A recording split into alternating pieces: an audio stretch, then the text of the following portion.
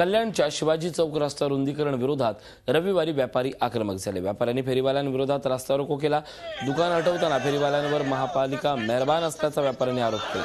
फेरीवाले दहशत माजवत असल्याचा व्यापाऱ्यांनी आरोप केला। फेरीवाल्यांनी मारहाण केल्याचा आरोप करत व्यापारी रस्त्यावर उतरले, मात्र व्यापारी महापालिकेवर दबाव आणत असल्याचा नागरिकांनी आरोप केला। व्यापाऱ्यांनी रेल्वे स्थानक परिसरात रस्ता रोको केला।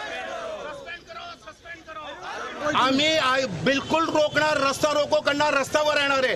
कारण की आज व्यापाऱ्यांना हे मारलंय आणि तुम्ही हॉकर्सची काय आज पण हॉकर्स बसलेले आपण बघा, इथं पब्लिकला जायला रस्ता नाही, डॅमरेज पडलेला आहे। हे सर्व या रोड बघा, अजून हॉकर्स बदला। कल्याण डोंबिवली महानगरपालिका आयुक्त कशासाठी हे सर्व नाटक करतात? आपण या संदर्भात अधिक चर्चा करूयात। आमचे प्रतिनिधी विशाल वैद्य आपल्या सोबत आहेत। विशाल, खरं तर कल्याणमध्ये आज व्यापाऱ्यांचा रस्ता मोर्चा आहे। मुळात जर मुद्दा पाहिला तर यात नेमकं राजकारण कोण करतंय? व्यापारी करतायत, फेरीवाले करतायत, महापालिका करतायत, की या सगळ्याकडेच कोणाला नागरिकांच्या नजरेतनं कोणाला पाहायचं नाहीये?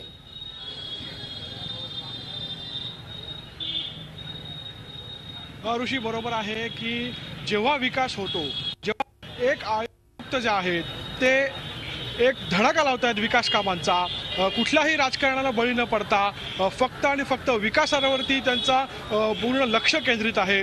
4 महिने झालेले आहेत आयुक्त इरेंद्रन यांनी, आणि या 4 महिन्यांमध्ये त्यांनी कामाचा जो धडाका लावलेला आहे कल्याण डोंबिवलीमध्ये, त्यांनी अक्षरशः कल्याण डोंबिवलीकरांना एक कुठेतरी एक दिवास्वप्न आहे की काय असंच वाटतं आहे। कारण याआधी कल्याण डोंबिवलीमध्ये चंद्रशेखरन जे होते त्यानंतर मधल्या 20 वर्षांच्या काळामध्ये असं कुठलंही काम झालं नव्हतं। आयुक्त इरेंद्रन आल्यानंतर गोविंदवाडी बायपास असेल, रस्ता रुंदीकरण असेल, सिमेंट काँक्रीटचे रस्ते असतील, अनधिकृत बांधकामांचा प्रश्न असेल, कुठलाही प्रश्न असेल, धडाकेबाज निर्णय त्यांनी घेतलेले आहेत आणि तत्काळ कारवाई केलेली आहे। आता जो मुद्दा गाजतो आहे तो कल्याण शिवाजी चौक ते महात्मा फुले रस्त्याचा। हा रस्ता जो आहे अत्यंत गजबजाटाचा रस्ता आहे।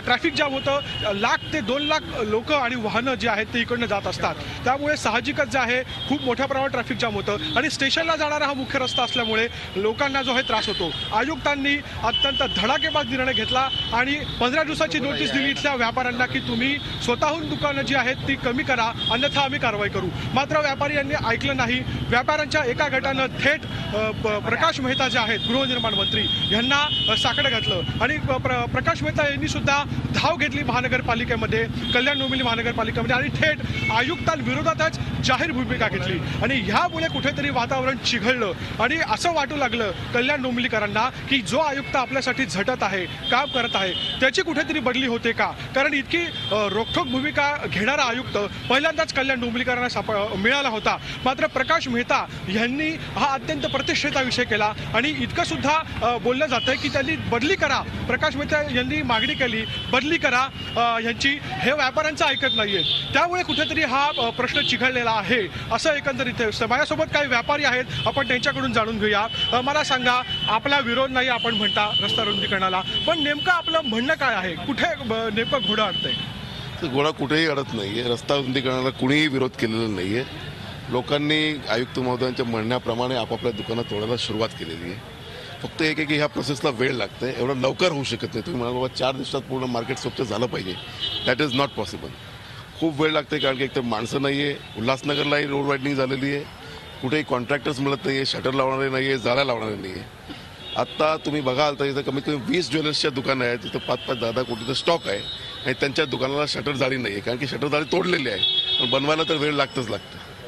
कुठलंही काम एवढं सोपं नसतं की नाही। पण तुमच्या मधला एक गट जो आहे तो थेट प्रकाश मेहतांकडे जातो आणि प्रकाश मेहता यांनी आव्हानात्मक भाषा केली, त्यामुळे कुठेतरी विनाकारण हे वातावरण चिघळलं गेलं असं वाटत नाही का आपल्याला? नाही, कायद्याप्रमाणे लोकांनी मिनिस्टरकडे ऍप्लिकेशन केली की बाबा आम्हाला स्टे द्या। स्टे मागणं हा कायदेशीर अधिकार आहे। आपण कोर्टात स्टे मागतो, शासनाकडे स्टे मागतो।